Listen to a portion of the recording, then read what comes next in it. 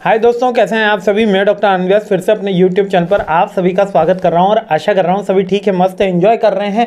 मैं आ चुका हूं ऑपरेशन प्लानिंग एंड कंट्रोल के सब्जेक्ट के ऊपर। 8 मोस्ट इंपॉर्टेंट क्वेश्चन चल रहा है और देख लेते हैं अंतिम प्रहार का 8वां क्वेश्चन कौन सा है।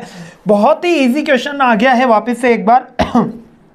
ये है ईआरपी और बोल रहा है कि ग्लोबल प्रैक्टिस के अंदर भी बता दो। तो एंटरप्राइज रिसोर्स प्लानिंग बेसिकली एक तरीके का सॉफ्टवेयर होता है ना। इसमें ऑर्गेनाइजेशन के नीड के अकॉर्डिंग ये सॉफ्टवेयर डिजाइन होता है। ये एचआर में काम आता है, सप्लाई मैनेजमेंट में काम आता है, इन्वेंट्री में काम आता है, आपके प्रोडक्शन को चेक करने में काम आता है, आपके वेयरहाउस कंट्रोल यानी इन्वेंट्री मैनेजमेंट ही हो गया, क्वालिटी एश्योरेंस में काम आता है। तो enterprise resource planning system are comprehensive software solution design for streamline core business processes. अब बिजनेस प्रोसेसेस में सेल्स, मार्केटिंग, है ना, एम्प्लॉय का जो ईआरपी पैनल होता है, लाइक कि वो कितनी अटेंडेंस है, उसकी सैलरी कितनी है ना, वो सारी की सारी चीज़ें हैं। उसको अगर छुट्टी अप्लाई करनी है तो कैसे होगी, तो ईआरपी सॉफ्टवेयर के थ्रू सारी चीज़ें होती है। मतलब एक कॉम्प्रिहेंसिव पैकेज होता है जिसके अंदर आप अपनी एम्प्लॉय की भी प्लानिंग कर सकते हो, यानी कि एम्प्लॉय के लिए एचआर की जो प्लानिंग होती है उसका मैनेजमेंट कर सकते हो, आप इन्वेंट्री का मैनेजमेंट कर सकते हो, आप अपने क्वालिटी का मैनेजमेंट कर सकते हो,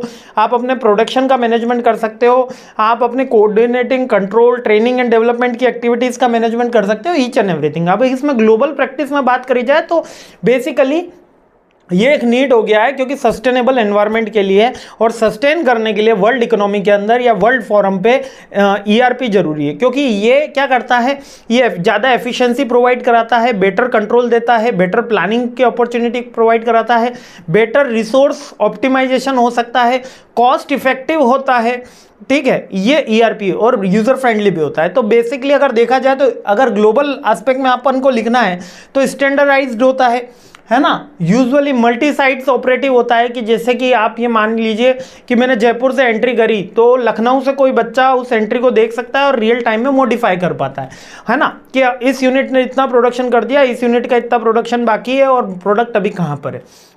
इवन मैं आपको बताऊं कि मैं जिस कंपनी में काम किया, बीएमडी भिलवाड़ा मिल्बा डिविट है, उसके अंदर इतना अच्छा ईआरपी सॉफ्टवेयर था कि हमारा प्रोडक्ट का रॉ मटेरियल अभी कहाँ पे अवेलेबल है वो हमको हमारे पैनल पे ही बता देता था कि आपका ये पर्टिकुलर रॉ मटेरियल यहाँ पर अवेलेबल है। जैसे ही रॉ मटेरियल किसी मशीन में लोड होता था वो बता देता इस पर्टिकुलर क्वालिटी का रॉ मटेरियल इस पर्टिकुलर मशीन पे चल रहा है। जैसे ही वो मशीन का लोड खत्म होने वाला होता था वो हमको बफर साउंड दे देता था कि यहाँ पर होने वाला है, और उसके ही सेकंड पैनल पे हमारी छुट्टियाँ कितनी चल रही है, हमारी सैलरी कितनी बन रही है, वो भी देख लेते थे हम। इसके अलावा लेबर्स ने कितनी छुट्टी ली है और कौन सा लेबर अभी किस मशीन पे काम कर रहा है, सारा का सारा उस सॉफ्टवेयर से देख लेते थे।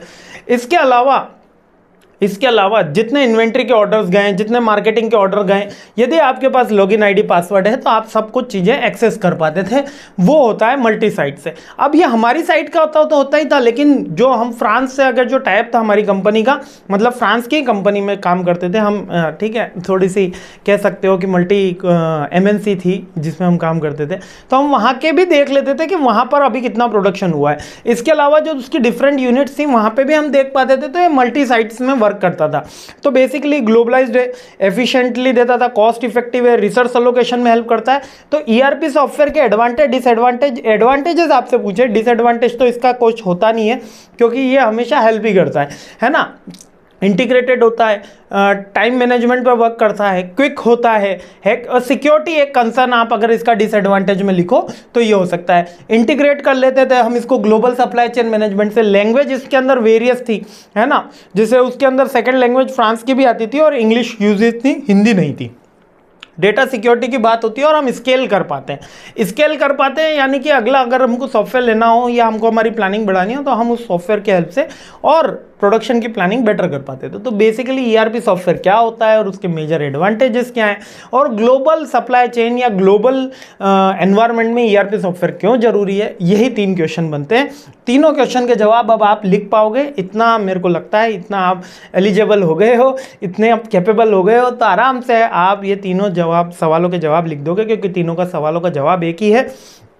क्या कि ईआरपी सॉफ्टवेयर हमको हेल्प करता है better planning, better coordination, time management, cost effectiveness, better control करने में, हमारे बेटर ह्यूमन रिसोर्स की भी प्लानिंग करने में, ह्यूमन रिसोर्स का बेटर कोऑर्डिनेशन करने में, रिमोट एक्सेस करने में, हमारे रिसोर्सेज का रिमोट एक्सेस करने में भी हेल्प करता है और एक तरीके से हमारे डेटा को सिक्योर करता है, स्केलेबिलिटी में हेल्प करता है और सस्टेनेबल ग्रोथ डेवलप करता है। यही 6-7 पॉइंट आप लिख देना और आपका क्वेश्चन हो जाएगा। तो बहुत ईजी सब्जेक्ट है और बहुत स्कोरिंग सब्जेक्ट है।